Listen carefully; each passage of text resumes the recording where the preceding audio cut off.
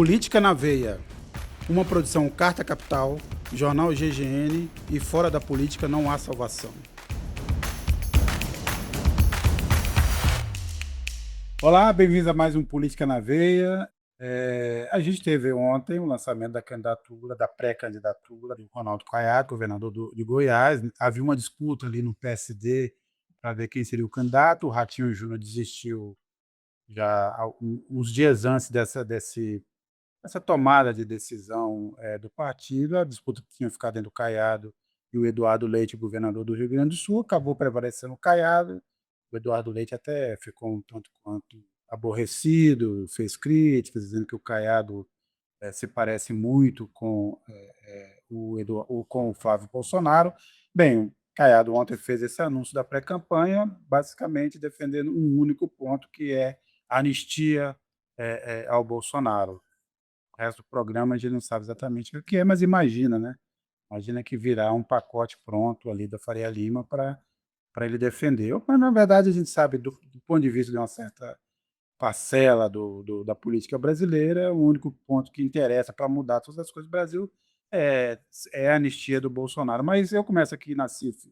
A minha pergunta inicial o que muda no jogo eleitoral, se é que muda alguma coisa, esse lançamento da candidatura do Ronaldo Caiado? São usadas interpretações até agora, porque o Caiado é um cara de ultradireita também, isso aí, historicamente, né? Mas ontem, por acaso, eu entrevistei o Antônio Lavareda, que está assessorando o Kassab. Você tinha duas interpretações. Uma interpretação é que o Caiado ia se apresentar de uma forma radical para tentar convalidar o Flávio Bolsonaro como um cara de bom senso. Mas, aparentemente, não é isso. O discurso que ele fez ontem lá, um discurso demagógico ali pelo histórico dele, né? Defendeu ciência e tecnologia, defendeu o fim da polarização. Então ele seguramente ele está querendo se posicionar no centro aí. O Caiado se terceira via, com aquele topetão dele lá e um histórico aí de direita radical desde que entrou no Senado e no próprio Goiás aí, né, com a política de segurança e tudo. Então, eu acho que ele vai disputar esse espaço aí, esse fantasma aí que a mídia persegue há tantas décadas aí, que é a terceira via. Olha, eu concordo com o Nassif. Eu acredito que, na realidade, o Caiado é uma figura da ultradireita, assim como são os outros, né, candidatos que estão postos aí nesse campo. O Renan Santos, do MBL, que sempre foi um grupo extremista desde o seu surgimento e nunca escondeu isso exatamente, embora alguns temem e não querer ver no MBL um grupo extremista. Basta pensar como eles se comportam na relação com políticos, na relação com figuras públicas, como eles se postam em relação, por exemplo, à questão da liberdade artística e coisas do tipo. Por aí a gente já tem uma amostra. E o Caiado é aquele indivíduo que foi candidato a presidente da República em 1989, nas primeiras eleições diretas depois do fim da ditadura militar, que era o representante da União Democrática Ruralista, a UDR, que tinha já naquele momento posturas profundamente radicais do ponto de vista da direita, né? Um ódio ao movimento sem terra, um ódio a qualquer tipo de proposta de reforma agrária, um anti-esquerdismo visceral. Ele nunca perdeu isso. É claro que ele, diferentemente dos Bolsonaro, ele até consegue minimamente combinar isso com algum tipo de leitura um pouco mais ampla de problemas de políticas públicas, que os Bolsonaros são completamente incapazes de fazer, e eu diria que provavelmente o pessoal do MBL também, porque a gente jamais os vê formulando qualquer coisa nessa direção. Mas nem por isso ele deixa ser um indivíduo radical. Então ele vai ser uma espécie de linha auxiliar do bolsonarismo nessa campanha, ainda que dispute parte do seu eleitorado, mas o discurso é muito próximo, os ataques que ele fará ao governo auxiliarão o Bolsonaro para ele se desonerar um pouco dessa tarefa. Claro que também isso deve vir do candidato do MBL, né, do Partido Missão, Renan Santos, mas que, muito provavelmente pelo gênero que tem adotado, eles vão também partir para cima do Flávio Bolsonaro, não duvido disso. Né? E aquela ideia de que você poderia ter uma candidatura um pouco mais centrista, de uma centro-direita, até mesmo de uma direita moderada, isso foi jogado ao mar pelo Gilberto Kassab quando ele rifou de uma vez por todas o Eduardo Leite. Eu até acredito que o Eduardo Leite, pensando um pouco mais no médio prazo dessa eleição, né, olhando para o prazo da própria eleição, ele é um sujeito que até tinha talvez um pouquinho mais de capacidade de crescer, não para chegar no segundo turno, mas crescer eleitoralmente, porque ele conseguiria, ao mesmo tempo que entra num certo setor do eleitorado de direita, antipetista, mas não necessariamente extremista, ele podia entrar num certo setor aí de um centro, de uma centro-direita liberal democrática. Ele podia conseguir isso. O Caiado vai só pegar realmente as rebarbas, né, da ultradireita bolsonarista. E acaba, nesse sentido, até eu diria ironicamente, ajudando uma candidatura como a do Lula, porque não compete com ela, compete no campo da ultradireita. Então, é um pouco mais do mesmo. A gente sabe exatamente como ele vai se posicionar num apoio de segundo turno, que é apoiando a candidatura do Flávio Bolsonaro, né? E, enfim, acho que o Kassab também sinaliza que o seu espaço para dialogar com posições um pouco mais moderadas se reduziu muito. Ele tem adotado já há muitos meses um discurso fortemente antigoverno, né? E isso é muito claro nas posições do Kassab. Não à toa ele é um auxiliar do Tarcísio, apesar de a gente ter percebido, e veja só que coisa relativamente surpreendente, né? O Kassab anda levando rasteiras, né? Levou rasteira do Ratinho, levou rasteira aqui na disputa em São Paulo. Então, tem sido algo interessante, mas nem por isso ele deixou de se posicionar como fortemente antagônico ao governo. Só não é mais porque ele sabe que para o norte de Minas Gerais, o PSD tende a ser um partido mais próximo ao PT, ao Lula, mais lulista governista, a gente poderia assim dizer, mas de Minas Gerais para baixo, esqueça. Né? Não, não é disso que se trata, é linha auxiliar da ultradireita bolsonarista. Não, esse é um ponto importante, Cláudio Couto, porque se você olha o mapa aí das intenções de apoio do PSD no segundo turno, no primeiro turno até, todo esse PSD de Minas até, e principalmente no Nordeste, parte do Norte, tendem a dar palanque para o Lula, né? As alianças estão por aí. O Caiado tem ali o Centro-Oeste, Goiás, basicamente, e depois realmente ele vai disputar esse eleitorado com o Flávio Bolsonaro. Quer dizer, é uma autofagia que vai acontecer ali, sendo que ele tem um problema, ele não é um Bolsonaro. E aí a gente ainda tem que medir até que ponto ainda o Bolsonaro, apesar de tudo, apesar da condenação, ainda tem uma influência, porque a gente tem visto nas pesquisas é que essa influência é forte, né? E o fato eu conversando com o Edil Silva ontem, para uma entrevista para essa edição, ele disse isso, quer dizer, o Caiado, como você ressaltou, é um problema do Flávio Bolsonaro, não é um problema nosso. São eles ali que se matam. Eu só queria lembrar que o Ronaldo Caiado, você falou da eleição de 89, não podemos esquecer o Ronaldo Caiado sempre chegando nas propagandas eleitorais daquela época, quando você tinha uma exuberância de imagens externas, chegando sempre naquele cavalo branco, uma espécie assim de príncipe para salvar o Brasil do comunismo e dos riscos do extremismo de esquerda, né? Ele lembrava um pouco até o Putin, assim, no estilo. Não chegou a tirar a camisa, não, mas estava ali num cavalo branco. E lembrar que ele também recentemente fez um acordo de validade praticamente zero, porque ele não tem o governo do Estado não tem poder para fazer isso, assinou um memorando de intenções com os Estados Unidos para exploração de terras raras. Aliás, Gisele Agnelli, é também um pouco das promessas que o Flávio Bolsonaro fez nessa reunião que aconteceu nos Estados Unidos, da CEPAC, a CEPAC, que é uma espécie assim de internacional extremista de direita, internacional fascistoide, né, se reuniu nos Estados Unidos, e nesses momentos, assim, essa ideia toda de que o Flávio Bolsonaro possa vir a ser um candidato moderado, essa criação que não funcionava nem com o Tarcísio, mas a ideia de que existe um bolsonarismo moderado representado pelo Flávio, durou poucos minutos nessa reunião da CEPAC, não? Pois é, a gente teve tá falando um pouquinho sobre a CEPAC como um todo, né? A CEPAC foi um evento que há uma década o Trump sempre aparecia e resolveu não aparecer. E aí eu queria até colocar onde ele estava. Estava em Miami num evento com os sauditas, grandes investidores. Mas ele também foi um evento esse ano que acho que ele consolida, já vinha desde o ano passado, o Eduardo já tinha participado ativamente no CEPAC, esse ano o Flávio, já como pré-candidato, já demos dizer, mas como essa direita transnacional está presente, né? A gente teve o painel do Brasil, que era nomeada Batalha pelo Futuro do Brasil, e Eduardo Bolsonaro se apresentando como um congressista brasileiro no exílio, e o Flávio Bolsonaro já como senador candidato ao Brasil. E como conservadores perseguidos e colocar o establishment do Brasil como adversário.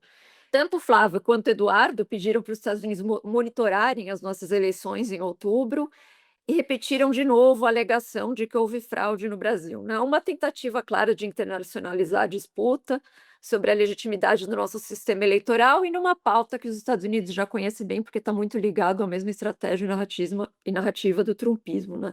Então, se eu tiver que colocar 3 pontos aqui principais na fala do Flávio, apresentou-se como interlocutor preferencial dos Estados Unidos na disputa geoeconômica com a China, e aí sim ele traz o que você colocou, né, nesse contexto, Sérgio, a dependência dos minerais críticos dos Estados Unidos com a China, Estados Unidos, e o Brasil como um grande player nessa briga. Segundo, atacou Lula, chamando o presidente de anti-americano, né, e também acusou o presidente Lula de ter feito lobby contra aquela reclassificação do PCC e do Comando Vermelho como narcoterroristas. E, por último, em terceiro, tentou enquadrar a eleição brasileira como uma grande preocupação internacional e que precisa de monitoramento dos Estados Unidos para garantir a lisura do nosso próprio processo, né? A própria base do Trump está bastante rachada, né? Então, esse contexto também afeta um pouco a estratégia do Eduardo e do Flávio nos Estados Unidos, porque uma base rachada do MAGA enfraquece esse apelo deles, né? A gente vê aí o Ted Cruz, o Marco Rubio, que são daquela linha mais dos antigos Falcões, e uma linha dos mais jovens, tentando ali segurar os Falcões, tentando dar algum suporte a essa guerra do Irã, extremamente impopular na população geral e nessa base, contra uma base mais jovenzinha, mais maga extremista, mais na linha do Charlie Kirk, que foi assassinado, do Turning Point, do programa Turning Point, mais na linha do Nick Fuentes, que vai mais na linha do America First. Não queremos nenhuma intervenção, não queremos que você se mantenha na sua promessa de campanha de que não ia ser intervencionista, pedindo não intervencionismo. Essa galera também se junta à população geral dos Estados Unidos, na faixa de 70, 80 anos, que vivenciou a guerra do Vietnã nos Estados Unidos. Então, a gente tem uma base bastante rachada também, e esse evento foi muito mais, não para encontrar consensos, mas para tentar acalmar um pouco essa base claramente rachada. Cláudio Couto, a gente obviamente tem uma impressão de que essa eleição brasileira será, como nenhuma outra, muito influenciada também pelas relações internacionais, pela geopolítica, por tudo que tem acontecido. A gente viu o Lula se beneficiando dos primeiros ataques, vamos dizer assim, do Trump, tanto quanto as tarifas, também as restrições a autoridades brasileiras pela lei Magnitsky. Mas a pergunta que eu faço agora, a essa altura, nessa discussão sobre soberania e tal, você acha que o Lula ainda tem vantagem, olhando o cenário atual do Brasil, e ainda pode explorar isso de uma forma a lhe favorecer na disputa eleitoral? Olha, eu acredito que sim, né? Eu acredito que sim. A gente está falando de uma disputa eleitoral que tende a ser tremendamente renhida, né? A gente está vendo isso pelas pesquisas que têm aparecido até agora, né? Afinal de contas, né, não se esperava até pouco tempo atrás, não só o crescimento tão vertiginoso do Flávio, né, que realmente depois de um início ali rateando, cresceu de maneira muito significativa e em algumas pesquisas até já aparece numericamente à frente do Lula nas projeções de segundo turno. Geralmente no primeiro não, mas no segundo sim, né, o que mostra a força da direita. Claro que tem muita campanha pela frente, né, o governo ainda vai fazer a sua propaganda e até agora também, se conteve bastante naquilo que podiam ser as críticas ao Flávio, mas de qualquer maneira a tendência, né, é que com o andar da campanha esse jogo fique um pouco mais claro, né, e acredito eu que esse crescimento vertiginoso do Flávio ele não se sustente de maneira tão avassaladora daqui até a eleição. Mas ainda assim ele tem que ser observado com cuidado, porque é um crescimento realmente muito significativo. Mostra que a eleição tá muito dividida, né, e assim como nós tivemos, né, já em 2022 um resultado muito apertado, eu acho que isso tende a se repetir agora. De modo que qualquer apoio que porventura puder chegar, né, campanhas feitas nos estados, né, inclusive do ponto de vista do lançamento de candidaturas fortes ao Senado em diferentes estados, mesmo que não sejam para ganhar, mas sejam para dividir o voto, né? Eu acho que um exemplo disso é a candidatura da Gleisi Hoffmann no Paraná. Acho muito pouco provável que ela se eleja num estado como o Paraná, ela que já foi até senadora pelo estado, mas da última vez precisou, inclusive, abrir mão da sua candidatura ao Senado para se candidatar a deputada federal, né? Dada a dificuldade que tem ali. A mesma coisa em São Paulo, né? O lançamento da candidatura do Haddad, que na primeira pesquisa que saiu, inclusive, aparece com um resultado, eu diria, surpreendente, né? A gente vê uma coisa como 49-42 a favor do Tarcísio, 42 nesse momento, né, num estado em que todo mundo falava que o Tarcísio já estava eleito, não sei o quê, é uma diferença de 7 pontos, veja, não é uma diferença tão grande assim, né? Então, eu acho que é interessante, né? E com vantagem na Grande São Paulo, né? Desculpa. As pesquisas mostram o Haddad na frente na Grande São Paulo, que é mais ou menos a divisão que tem ocorrido nas eleições aqui, na Grande São Paulo mais progressista, digamos, e o interior mais conservador, também, digamos. Sim, isso já aconteceu em 2022, né? Inclusive ganhando na capital, Haddad e tudo mais. E se houver de fato as candidaturas da Tebet, parece que está encaminhada, né? Alguém que foi a chamada terceira via na última eleição, né? Que tem também uma certa interlocução até mesmo com os setores do agro, né? E se houver uma candidatura que eu diria que é quase que o outro lado da moeda, né? Que seria a candidatura da Marina Silva, acho que tem chance de fazer até um estrago. A eleição para o Senado, eu tenho insistido nisso e vou repetir aqui, é a mais incerta de todas as eleições. Porque, como ela é uma eleição com voto majoritário, só que por maioria simples, ou seja, os mais votados entram, eles não precisam ter mais da metade dos votos, não tem 2 turnos, né? E ainda mais nesse ano, com 2 candidaturas.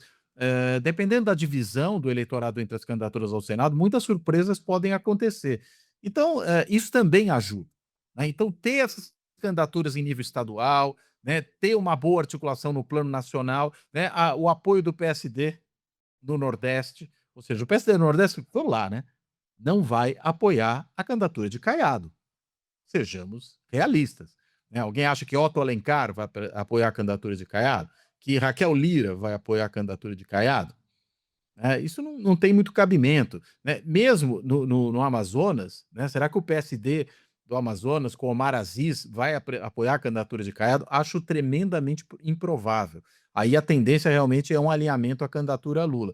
Então, toda essa rede de apoios, essas candidaturas regionais, dando mais robustez a esse campo político na disputa, eu acho que ele pode ser muito importante nessa eleição. E a campanha, eu insisto, propriamente dita, não começou, né? Ela vai começar depois do fim da desincompatibilização e até por isso mesmo, como eu já falei e vou reforçar, Flávio Bolsonaro vem sendo poupado de críticas mais duras. Mas nós sabemos que ele tem um certo telhado de vidro, um telhado cheio de rachadinhas. Não, e lembrando também que o MDB também é um pouco isso, né, Nassif? Ou seja, o PT não conseguiu chegar a um acordo nacional com o MDB, mas sabe que grande parte do partido, principalmente no Nordeste e Minas, tende a ficar também com a candidatura Lula, né? O MDB, obviamente, não é mais o que era, mas ainda tem sua força, tem alguns nomes importantes. Tem 2 pontos. O primeiro é essa questão do Kassab, que sempre foi o grande articulador aí, ter metido os pés pelas mãos aí nessa, sem conseguir romper essa polarização. Agora, em relação ao governo Lula, eu tenho minhas dúvidas aí. É o seguinte: o Lula não entrou em campo ainda, vai entrar em campo. Como o Couto falou, tem todos os telhados de vidro aí do Flávio Bolsonaro, mas o governo Lula não marcou não tem uma marca ainda. O primeiro governo Lula tinha uma marca, o segundo tinha uma marca, o terceiro não tem essa marca até agora, e ele precisa tentar apresentar as perspectivas de futuro. Não dá para sustentar uma candidatura exclusivamente em torno do antibolsonarismo, que é um baita argumento. Se o Lula perde aí e entra um Flávio Bolsonaro, acabou o conceito de nação aí. O Brasil vai ficar entregue aí a essa mistureba aí de religião, organização criminosa, Faria Lima, Betes, essa coisa toda. Então o Lula ele precisa urgentemente trabalhar uma noção de futuro. Ele precisa dar para o pessoal que está aqui hoje, o mais do mesmo não resolve. O Alckmin foi confirmado, então, como vice-presidente, a chapa continua. Me parece, Cláudio, uma decisão razoável. Me espantava o fato de que se quisesse rifar o Alckmin, que foi uma figura importante na eleição de 2022 e também, de certa forma, no governo, né? Em vários momentos ele foi uma figura crucial para negociações, por exemplo, no caso do tarifaço. O Alckmin, a gente poderia dizer que é aquele vice que qualquer presidente podia ter pedido a Deus, né? Com as brigas de Trump com o Canadá, né, às vezes eu vejo muita referência que se faz dizendo que o Canadá é o vizinho que todo mundo podia ter pedido a Deus. A gente pode dizer que em alguma medida o Alckmin é isso com relação ao vice, né? Porque ele é profundamente leal, né? Ele conseguiu expandir o acesso de Lula a certos setores da sociedade que seriam mais resistentes a ele durante a campanha eleitoral. Ele, de fato, como você colocou, Sérgio, foi muito importante no processo de negociação com respeito ao tarifaço, né, chefiou esse processo, né, é um político tremendamente experiente. Eu acho que não faz sentido rifar o Alckmin. Claro que se ele próprio tivesse de início se colocado com a disposição de disputar o Senado por São Paulo, isso podia ser uma outra situação, mas não foi isso que aconteceu. Ele pretende continuar como vice. E há outros nomes que podem ser apresentados. E nada impede, e parece que é nisso que é nessa direção, melhor dizendo, que a coisa caminha, que o Alckmin deve ser um cabo eleitoral importante no estado de São Paulo, percorrendo o interior, ficando ao lado dos candidatos ao Senado, ao lado da candidatura do Haddad, mesmo ao lado do Lula, quando ele vier ao Estado, ou seja, ele vai reforçar essa candidatura aqui, né? O papel importante de Alckmin no Estado me parece que seria esse. E dependendo de quem fosse o outro vice, eu não sei se seria muito interessante, né? Quer dizer, você ter um vice que não fosse exatamente confiável, falando até no Kassab, é bom lembrar que o Kassab é aquele sujeito que esteve até uma semana antes do impeachment no governo Dilma como ministro e na semana seguinte ao impeachment ele já era ministro do Temer, né. Então, não sei o quanto Kassab é exatamente uma figura confiável para esse tipo de aliança, né. Ah, eu, assim, se a gente fizesse aquela escala, tipo, 0 é pouco confiável, então 0 é o Temer, e 10 é muito confiável o Alckmin, quer dizer que o Kassab está ali quase zero, né? 0,5.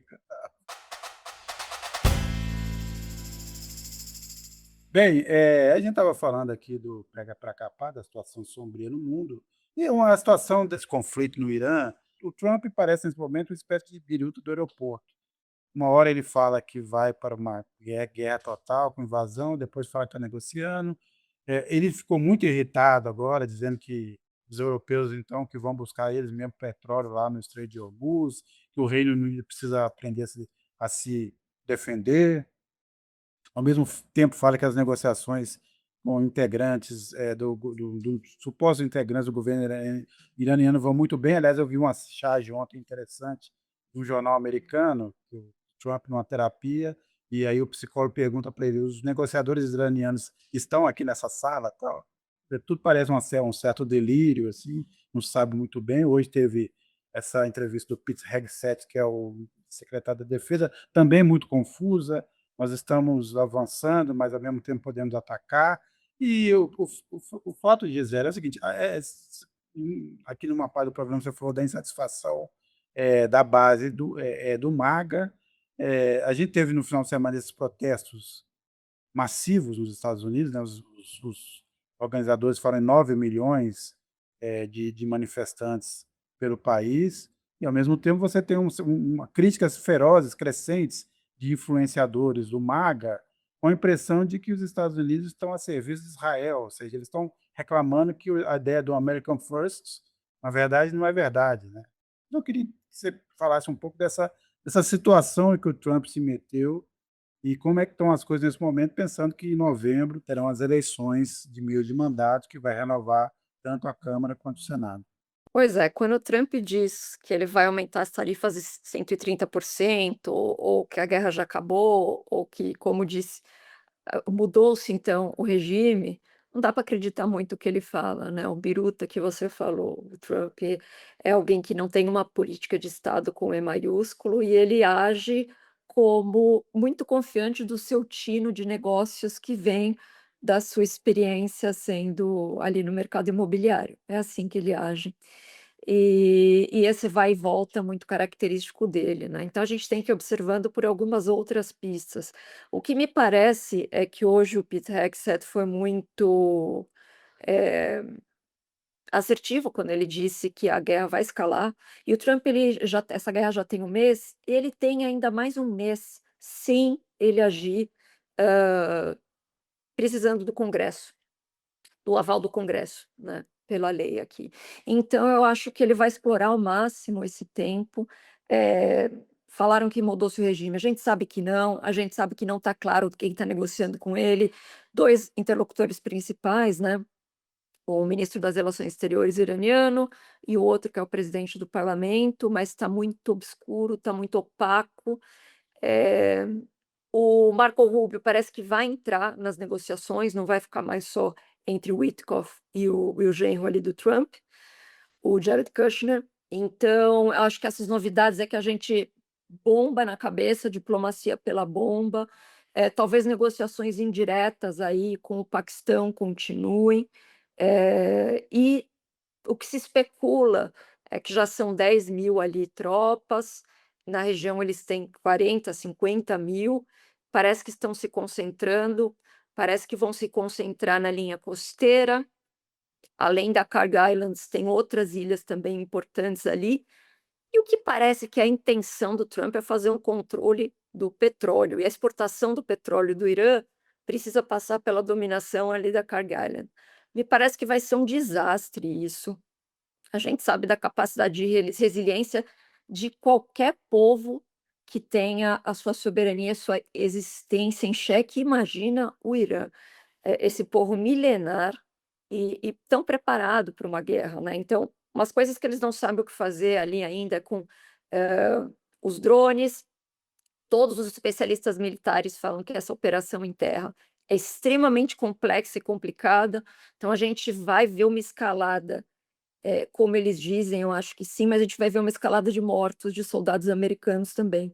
Então, se já é extremamente impopular essa invasão, imagina daqui para frente, Sérgio, como que vai ser a opinião pública com relação a isso. E o petróleo chegando na CIF já nos 115, né? Lembrando que a semana passada o CEO da BlackRock deu lá dizendo que se chegar a 150, o mundo inteiro entra numa recessão global, que é o que nos falta nesse momento, né, Nassif? Para deixar um ambiente um pouco mais. Olha, para quem gosta de emoções aí, esse segundo semestre vai ser um inferno, né? Aqui no caso do Brasil tem impacto na inflação, vai ter impacto no dólar, quer dizer, o Banco Central vai ter argumento para não derrubar a taxa Selic, e nós estamos num processo hoje de endividamento circular aí de famílias e empresas que está chegando ao limite. Então vai ser essa parte econômica no segundo semestre, mesmo com alguns indicadores positivos, aqueles indicadores que batem no bolso aí do brasileiro são as expectativas muito negativas, né. Então vai ser um trabalho dali para agora falando em discutir formas de reduzir os juros, mas o Banco Central, de com o Lula, de uma maneira geral, seja lá do tempo do Palocci, do Meirelles e tudo, nunca teve coragem de afrontar o mercado. Então nós temos uma taxa Selic extraordinariamente elevada, que vai ter que manobrar agora para segurar esses movimentos de carry trade, e tudo aí, e temos os spreads mais altos do planeta. Spread você pode construir. Pô, você tem países que nem França, Europa, que tabelam o spread. O crédito não é uma atividade privada meramente, é um direito do cidadão. Mas, aparentemente, o Lula não vai enfrentar esse jogo. Então a gente vai chegar, nós já estamos já em recordes aí de endividamento familiar. E com as bets ainda aumentou essa vulnerabilidade. E as empresas, se chegar o 6 por 1, se sair o 6 por 1, que vai ser um avanço civilizatório, a contrapartida das empresas seria investir em inovação para poder, compensar, digamos, o aumento de custos. Mas com esses juros aí, você tem todos os grandes grupos brasileiros que estavam dependendo do crédito que estão indo para o vinagre, né. Essa questão econômica e dos juros aí vão desempenhar um papel central também nas eleições. Se eu puder complementar o Nassif, o preço do petróleo aqui essa semana também, ele saiu dos 3 ponto algo para os 4. Historicamente, nos Estados Unidos, se você vê Bush, Obama, mesmo o Joe Biden, foram afetados por essa alta. Quando ela passa desse marco 4 alguma coisa, né, e Estados Unidos sem Estados Unidos muito, precisando muito calcado, né, no rodoviário, não só para o transporte das pessoas, mas também para o transporte eh, comercial, industrial, é um marco que tem um impacto nas eleições direto. Eu queria pontuar isso também. E o Nassif lembrou dos data centers. Outra expectativa para esse próximo mês, provavelmente, de guerra ali com o Irã, e dessa escalada que a gente vai ver, é o Irã atacando os data centers americanos na região. Então, isso também tem sido uma discussão aqui. Oracle, Microsoft, Google não estavam preparados e nunca entraram nesse tipo de discussão de poderem ser atacados nesse nível, né, com drones e tudo mais. Essa é uma discussão também que está sendo muito feita aqui. Agora, Gisele, que eu ia voltar a esse ponto, que a gente estava falando sobre essa também perda de popularidade do Trump, não só os protestos estão ficando maiores, a base rachada. Agora, a mais recente pesquisa é o nível mais baixo de apoio que ele tem, 60% da população desaprova o mandato, mas o Trump não dá nenhum sinal de que esteja preocupado, ou talvez o contrário, esteja tão preocupado que está redobrando a aposta para ver se acha uma saída onde aparentemente a saída não existe, ou seja, eu vou me afundar nessa guerra do Irã porque o meu recuo será um problema também. Ele parece aquele tipo de indivíduo que, quando está pressionado, né, parte para um movimento ainda mais radical. Mas o que eu queria saber assim, qual a sensação hoje, e aí você morando aí nos Estados Unidos, qual a sensação que você tem hoje, pensando na população em relação ao governo?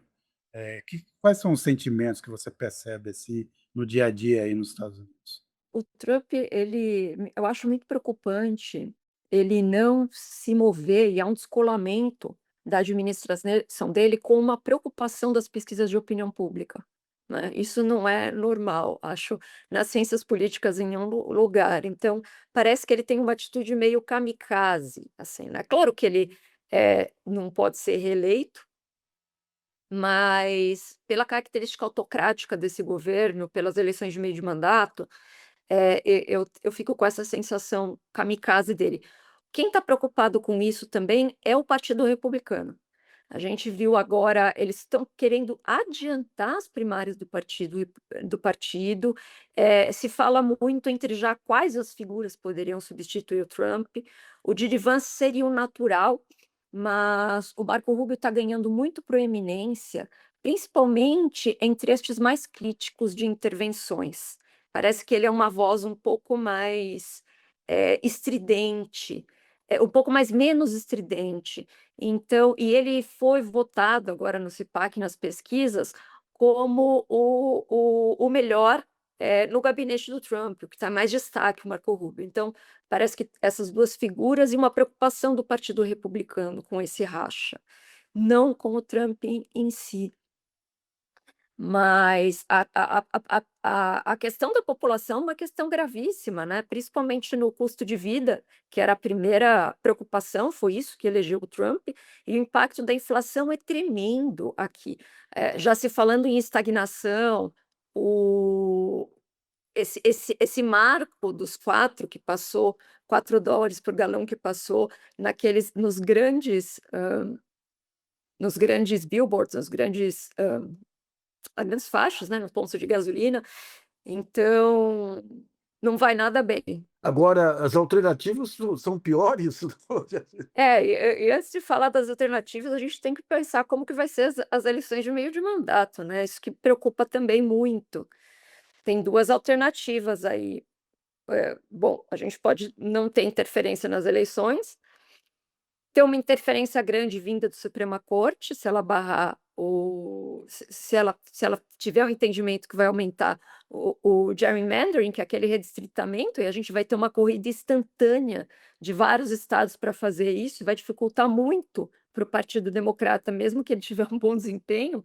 E aí eu acho que a gente tem que pensar em como nomear isso, porque é uma mudança muito radical nas regras do jogo, muito perto do jogo. E aí uma interferência direta, né, nas eleições do Trump, no sentido principalmente de não só nas regras em si, o voto por correio ou a intimidação no ponto de votação com ICE e várias outras, mas de ficar questionando a lisura das eleições em determinados estados, de forma que ele consiga manipular ali o resultado das casas legislativas. Então, acho que todas essas cartas estão na mesa. Pois é. E bem, Nassif Couto e Gisele, chegamos aqui nesse momento, vamos esperar os próximos acontecimentos. A gente tem aí essa indefinição como, em relação aos Estados Unidos e também esse cenário que vai se formando no Brasil, está ficando um pouco mais claro como é que vai ser o jogo político no Brasil, e vamos ver agora o desenrolar dessas próximas semanas. A gente entra agora numa reta também importante do processo eleitoral, né? Já vão se consolidando as candidaturas, daqui em breve a gente vai ter isso mais definido, mas estamos aí. Queria agradecer Gisele, Cláudio Couto e Nassif por mais essas participações brilhantes nesse programa. A parte mais brilhante é a nossa careca, né? Tá Isso certo, é mesmo. Nós três, né? Porque, felizmente, para a Gisele, ela não padece desse mal. tá certo. Então, é isso, minha gente. Até a próxima. Até. Até a próxima, gente. Um abraço. Até mais. Abraço.